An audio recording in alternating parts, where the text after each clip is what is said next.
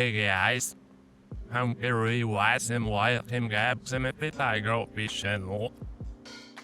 So we're doing a POV today, and it's a bit of an interesting one, at least for me up here, because I took the Sony out, but I've been in kind of a rut the past few weeks. I haven't been taking images that I really like, and I mean, that's kind of to be expected. If you watched my last video, you can kind of take that and sort of run with it and sort of learn from those mistakes and those bad images, but at the same time, sometimes it helps to change things up just a little bit. When I first started shooting street, I used to wear headphones and I would listen to podcasts or music or whatever, and over time I started to feel like it was pulling me out of the street a little bit, out of the scenes, so I stopped wearing them, and that was like a huge boost for me just to get into what I was doing a little bit more and the ability to focus. And the interesting thing is I started to enter this rut again, and I decided, screw it, maybe I'll try some headphones again, and I put them in and I had a great day and I was really focused the whole time, and I took a bunch of images that I really like. You may not like them, but you can suck my balls because I like them, and that's really all that matters. I just think that that's kind of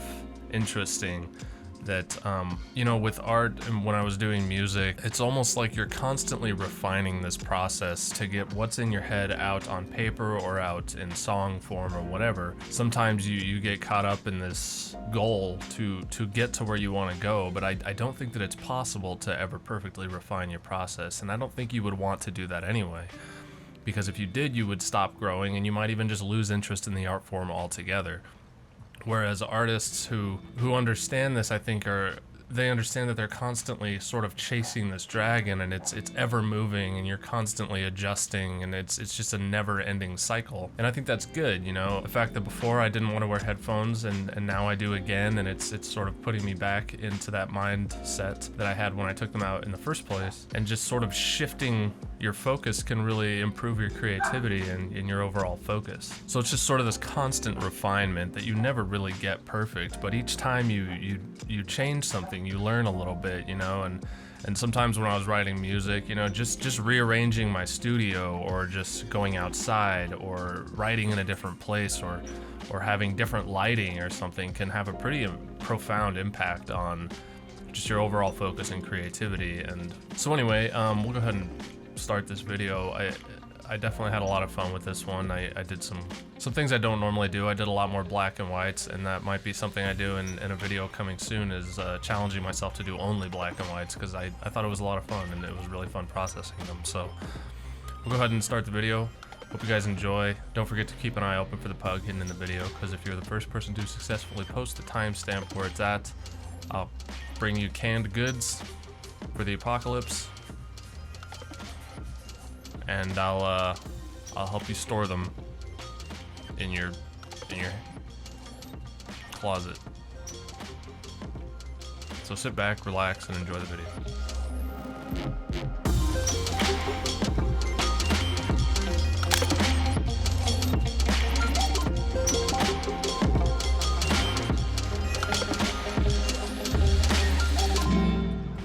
I found spots on this day, and I waited a lot longer than I usually would, because I just really wanted to slow down and get the shots that I wanted. I don't know what that guy said, but he had a big smile on his face, so this was a nice little simple shot. I love the silhouette, and it's just really clean and easy on the eyes.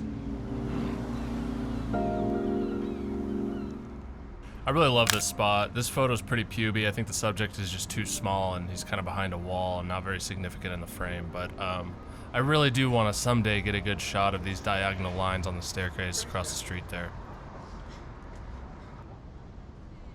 So I went pretty ham on this one in Photoshop, really emphasizing the light behind and around this girl walking. And I really like this one. I think it has some nice layers to it with the other people in frame, and I kind of took a note out of Matthew Stefevin's playbook. He's a photographer here in Denver that I did a walking interview with. I'll link it in the description if you want to check it out, but he has a style very similar to this.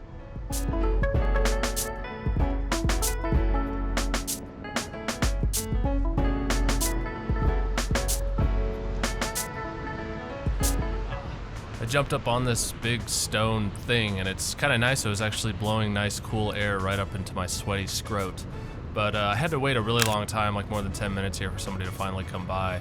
And I'm really glad I did. It's not a great shot, but I do like the shapes and the dark shadows. This is a spot, another spot that I've always really wanted to get a shot at, because this wall is just so interesting with the shapes and the deep shadows all over it. But I've never really found the angle to shoot it at, but today I just said screw it, I'll just jump up on top of this thing and just wait, and I'm glad I did. I always walk by here and see this roof swimming pool on top of this parking garage, and finally somebody was swimming up there. I didn't actually get him in the shot fully, but I'm definitely going to keep my eye open since it's summertime and hopefully get somebody peering out down the street. I think that'd be really cool. I'm not usually one to shoot big crowds like this. I feel like it's just too chaotic for my style. I have a lot of respect for people who can include several people into a shot and still have a nice, clean, cohesive image, but that's just not really been my style as of yet, so I waited for this one guy to come through.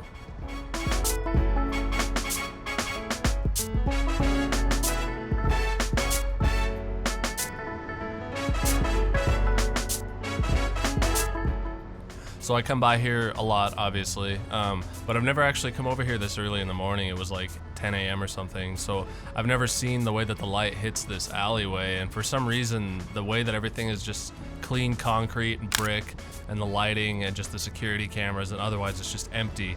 It really reminded me of like a Half-Life 2 Orwellian sort of city. It had a really strange feel to it, so I waited here for a really long time, hoping somebody would come by against this wall, but then I actually ended up turning my attention down the alley because of the cool shapes of the parking garage and just the way that everything leads right over to that strip of light, and I got a couple people coming through it.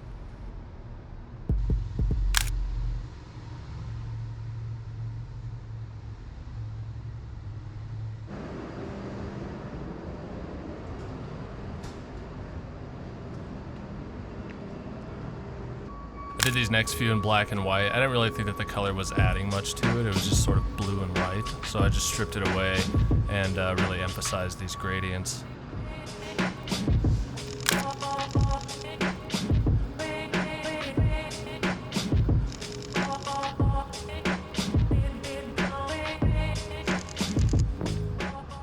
Some pretty long bursts here just to get him in the perfect spot, and I love this frame where he was standing right in front of the strip of light behind his head, so I kind of emphasized that brightness in post. I don't know if this is new or if I've just never noticed it. I think it's new, but normally I don't take photos of other people's art on the street just because it's kind of lame to like claim it as your own, but I thought I'd capture it just because it'll probably be gone at some point. It'll be cool to have the memory of it.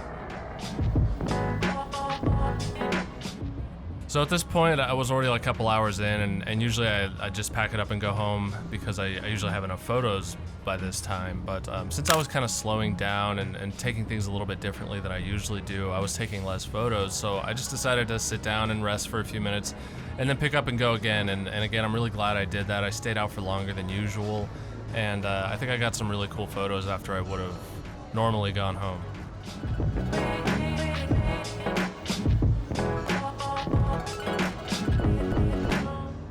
I found this chair that was just resting perfectly in this tiny strip of light, and I love the color of the wood grains in the sunlight. So I hung out around here to see if I could catch somebody in the strip of light with the chair. Normally when somebody's trying to get out of your way, they end up ruining the shot, but I think she ducked into the sunlight just perfectly and put her almost on the same level as the chair, so I think it worked out nicely, and I really emphasized that in post.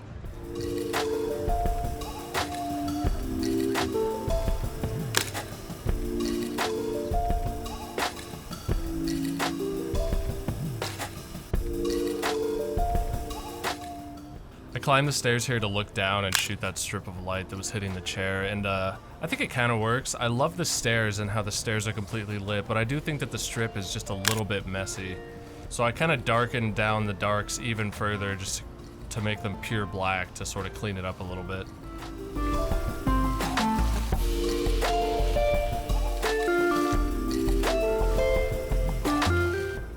So I climbed up to the top level, and I love this area because you can look down and there's not a whole lot of opportunities that I've found in Denver that allow you to do this, but the way that the light was hitting the staircase almost reminded me of like orange sherbet or something with these 3 strips of different intensities, and I think it worked perfectly with their clothes and that nice soft lighting in the middle of the staircase.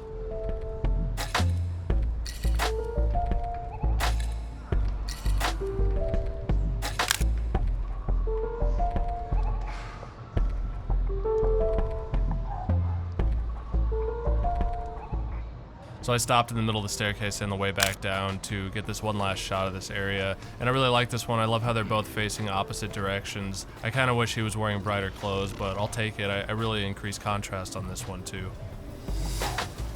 So right as I was about to pack up and head out, I stopped here for one last shot with this nice triangular shape. I really love this image. I love all the black shadow in the foreground and the nice shape of the light in the middle. I kind of wish it was only one person walking through, but 2 is fine too, as long as they're sort of tandem like that. But anyway, that's the last image, guys. I hope you enjoyed it. If you did, make sure you subscribe or stuff or something. And if not, I hope you have a bad Christmas and you stub your toe on your kid. So I'll see you guys in the next one.